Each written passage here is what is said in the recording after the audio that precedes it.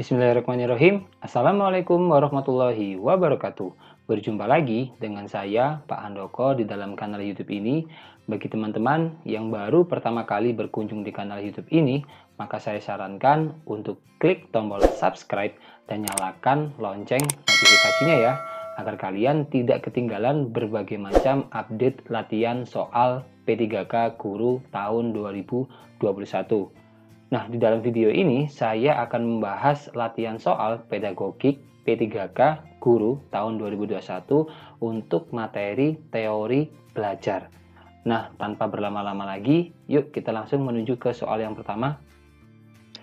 Pengondisian klasik adalah tipe pembelajaran untuk mengaitkan atau mengasosiasikan stimulus adalah pendapat dari A. Gestalt, B. Ivan Pavlov, C. Jean Piaget, E. David Ausubel.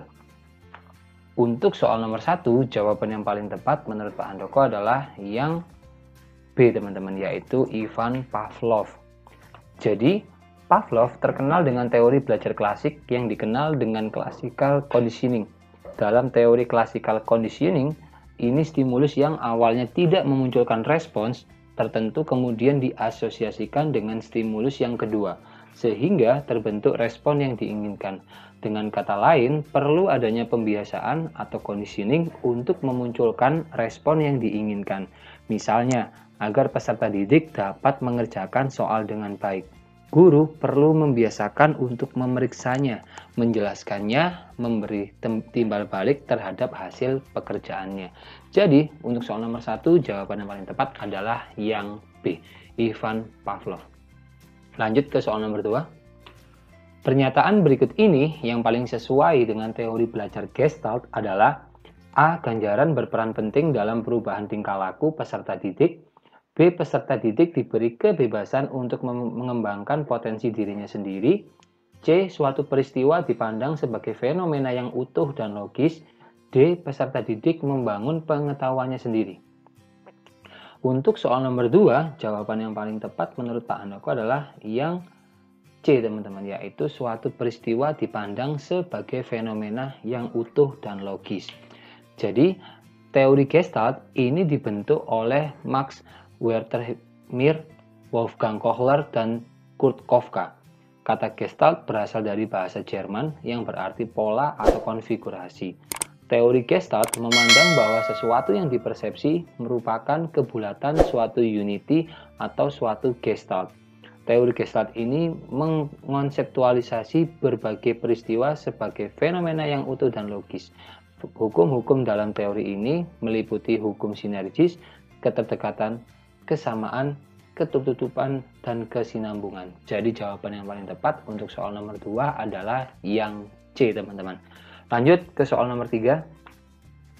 Dalam proses pembelajaran, guru memberikan kebebasan yang luas kepada peserta didik untuk menentukan apa yang ingin ia pelajari, sesuai sumber belajar yang tersedia atau dapat disediakan. Pernyataan ini merupakan ciri dari teori belajar A. Behavioristik, B. Konstruktivistik, C. Humanistik, atau D. Kognitivistik. Untuk soal nomor 3, jawaban yang paling tepat menurut Pak Handoko adalah yang B, teman-teman, yaitu konstruktivistik. Jadi, beberapa ciri khusus atau karakteristik pandangan teori konstruktivistik tentang proses belajar peserta didik itu sebagai berikut. Pertama, belajar berarti membentuk makna. Artinya, makna tentang sesuatu bukan dibentuk oleh guru, tetapi dibentuk oleh peserta didik berdasarkan pengetahuan yang telah dimiliki sebelumnya, dan atas dasar apa yang mereka lihat, rasakan, dan alami. Kedua, konstruksi arti atau makna yang berlangsung secara terus-menerus oleh peserta didik. 3. Makna belajar peserta didik yaitu proses pengembangan olah pikir dengan mengkonstruksi pengertian yang baru. Keempat, terjadi proses belajar bagi peserta didik, yaitu ketika pengetahuan awal yang dimiliki peserta didik terdorong untuk mengembangkan dan mengkonstruksi pengetahuan baru. Kelima, kualitas hasil belajar peserta didik sangat dipengaruhi oleh pengalaman yang dimilikinya, serta tergantung pada konsep, motivasi, tujuan, dan pandangan yang telah dimilikinya selama interaksi dalam proses pembelajaran.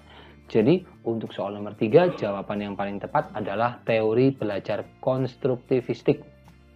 Lanjut ke soal nomor 4. Menurut Brunner, terdapat 3 tahapan pembelajaran, kecuali A. Inisiasi, B. Enaktif, C. Ikonik, D. Simbolik. Untuk soal nomor 4, jawaban yang paling tepat menurut Pak Handoko adalah yang A, teman-teman, yaitu inisiasi. Jadi, menurut Brunner, terdapat 3 tahapan pembelajaran sebagai berikut. A. Enaktif, yaitu pembelajaran melalui tindakan secara langsung terhadap sebuah objek. B. Ikonik, yaitu pembelajaran dengan menggunakan gambar-gambar dan visualisasi verbal. C. Simbolik, yaitu anak sudah mampu menggambarkan kapasitas berpikir dalam istilah yang abstrak. Jadi, yang tidak termasuk 3 tahapan pembelajaran menurut Brunner adalah yang A, teman-teman, yaitu inisiasi, gitu ya. Oke, kita lanjut ke soal nomor 5. Implikasi penerapan prinsip-prinsip behavioristik yang paling banyak digunakan dalam dunia pendidikan adalah A. Materi pelajaran dikembangkan dalam unit-unit dan diatur berdasarkan urutan yang logis sehingga peserta didik dapat memahaminya dengan baik. B. Proses belajar dapat berjalan dengan baik jika peserta didik berperan aktif. C. Tiap respon perlu diberi umpan balik sehingga peserta didik mengetahui bahwa respon tersebut telah sesuai atau belum sesuai. D. Peserta didik akan lebih mudah dalam menguasai materi pelajaran jika materi tersebut disusun sesuai pola dan logika tertentu. Untuk soal nomor 5, jawaban yang paling tepat menurut Pak Handoko adalah yang A, teman-teman. Jadi, secara garis besar, implikasi teori behavioristik dalam kegiatan pembelajaran itu sebagai berikut. Pertama, dalam menjelaskan suatu konsep, guru sebaiknya mengambil contoh sesuatu yang sering dijumpai dalam kehidupan sehari-hari. Alat peraga dari alam sekitar akan lebih memudahkan pemahaman peserta didik. B. Pemberian tugas dan latihan akan lebih tepat digunakan untuk penguatan dan hafalan. Dengan begitu, peserta didik akan lebih banyak mendapatkan stimulus sehingga respon yang diberikan pun akan lebih banyak. C. Hierarki penyusunan komposisi materi dalam kurikulum merupakan hal yang penting.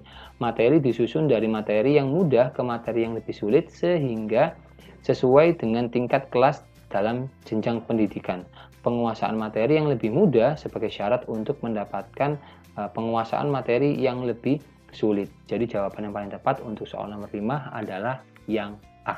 Oke, kita lanjut ke soal nomor 6. Belajar adalah proses interaksi antara stimulus dan respon berbentuk tingkah laku yang dapat diamati dan tidak dapat diamati. Ini adalah pendapat dari A. Robert M. Gagné, B. Lev Vygotsky, C. Edwin Ray Guthrie, D. Edward Lee Thorndike. Untuk soal nomor 6, jawaban yang paling tepat menurut Pak Handoko adalah yang D, teman-teman, yaitu Edward Lee Thorndike. Jadi, Thorndike adalah tokoh utama aliran teori belajar koneksionisme atau biasa disebut SR Bond Theory. Menurut Thorndike, belajar pada hakikatnya merupakan proses pembentukan hubungan antara stimulus dan respon. Menurut teori Thorndike, seorang guru perlu menentukan tujuan-tujuan pembelajaran secara jelas. Tujuan-tujuan tersebut harus ditentukan sedemikian rupa sesuai dengan kemampuan respon peserta didik. Lebih lanjut, Thorndike menjelaskan bahwa pembelajaran harus berlangsung dari yang sederhana ke kompleks. Jadi untuk soal nomor 6, jawaban tepat adalah Edward Lee Thorndike. Lanjut ke soal nomor 7. Pengaruh teori Skinner terhadap pembelajaran modern adalah A. Memberi tekanan pada kemajuan individu sesuai dengan kemampuannya. B. Membentuk kepribadian yang baik dari peserta didik.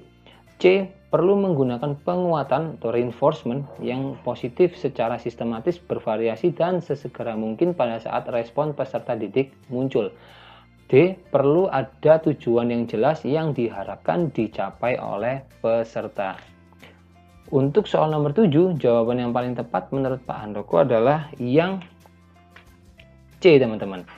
Jadi, Skinner menyatakan bahwa penguatan terdiri atas penguatan positif dan penguatan negatif.